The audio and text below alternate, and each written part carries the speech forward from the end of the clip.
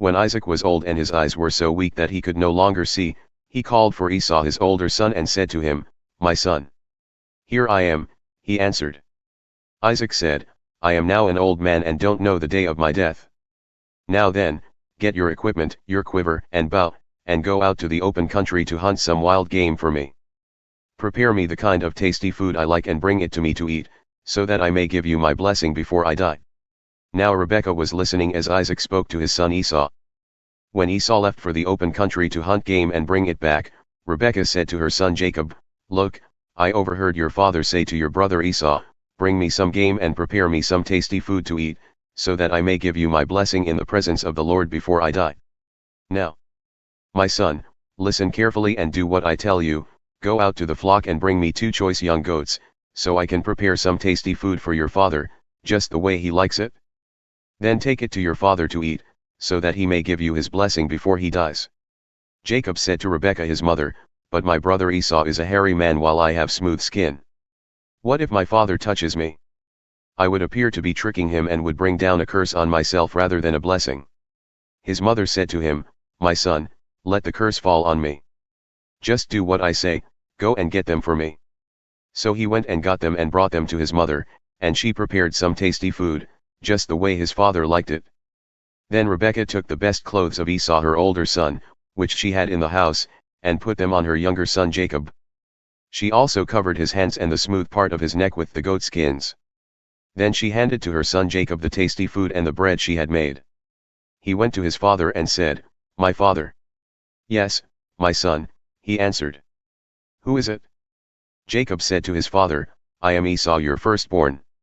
I have done as you told me. Please sit up and eat some of my game, so that you may give me your blessing." Isaac asked his son, "How did you find it so quickly, my son?"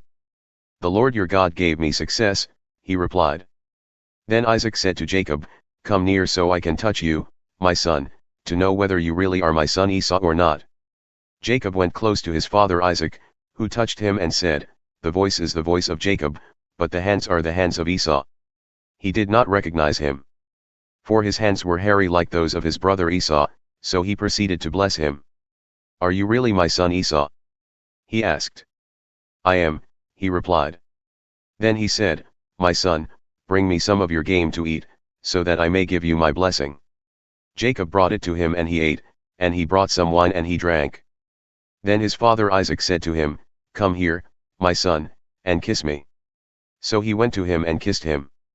When Isaac caught the smell of his clothes, he blessed him and said, "Ah, the smell of my son is like the smell of a field that the Lord has blessed. May God give you heaven's dew and earth's richness, an abundance of grain and new wine. May nations serve you and peoples bow down to you. Be Lord over your brothers, and may the sons of your mother bow down to you. May those who curse you be cursed and those who bless you be blessed."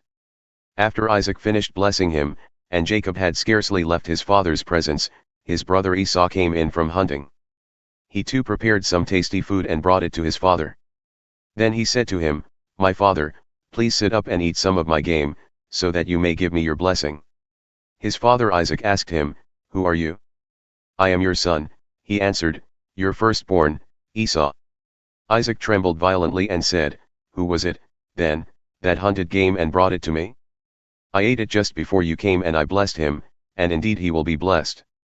When Esau heard his father's words, he burst out with a loud and bitter cry and said to his father, "Bless me, me too, my father." But he said, "Your brother came deceitfully and took your blessing." Esau said, "Isn't he rightly named Jacob? This is the second time he has taken advantage of me, he took my birthright, and now he's taken my blessing." Then he asked, "Haven't you reserved any blessing for me?" Isaac answered Esau, "I have made him lord over you and have made all his relatives his servants, and I have sustained him with grain and new wine. So what can I possibly do for you, my son?" Esau said to his father, "Do you have only one blessing, my father? Bless me too, my father." Then Esau wept aloud. His father Isaac answered him, "Your dwelling will be away from the earth's richness, away from the dew of heaven above. You will live by the sword and you will serve your brother. But when you grow restless, you will throw his yoke from off your neck." Esau held a grudge against Jacob because of the blessing his father had given him. He said to himself, the days of mourning for my father are near, then I will kill my brother Jacob."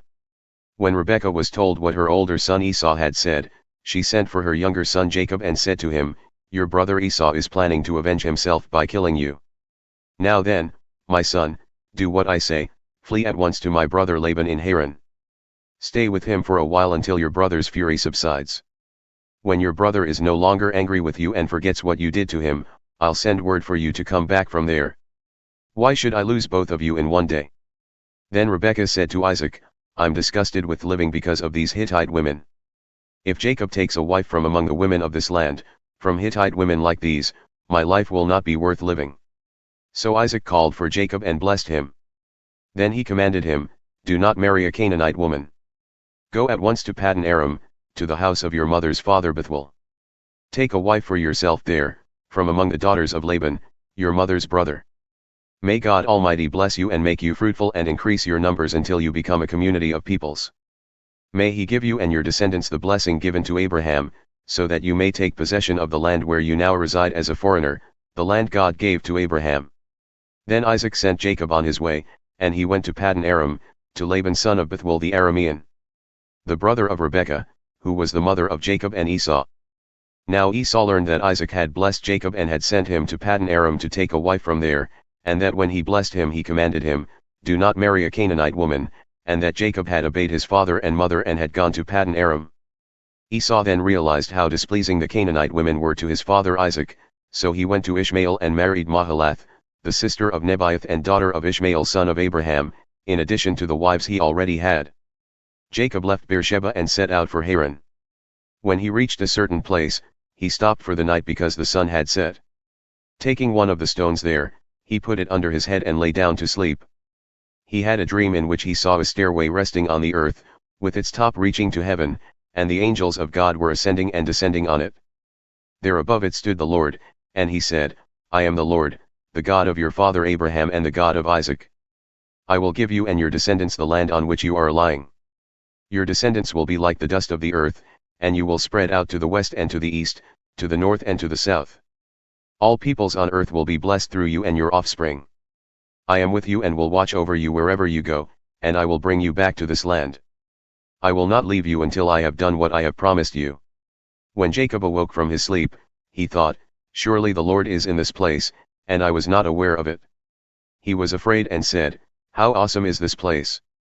This is none other than the house of God, this is the gate of heaven." Early the next morning Jacob took the stone he had placed under his head and set it up as a pillar and poured oil on top of it. He called that place Bethel, though the city used to be called Luz. Then Jacob made a vow, saying, "If God will be with me and will watch over me on this journey I am taking and will give me food to eat and clothes to wear so that I return safely to my father's household, then the Lord will be my God and the stone that I have set up as a pillar will be God's house, and of all that you give me I will give you a tenth."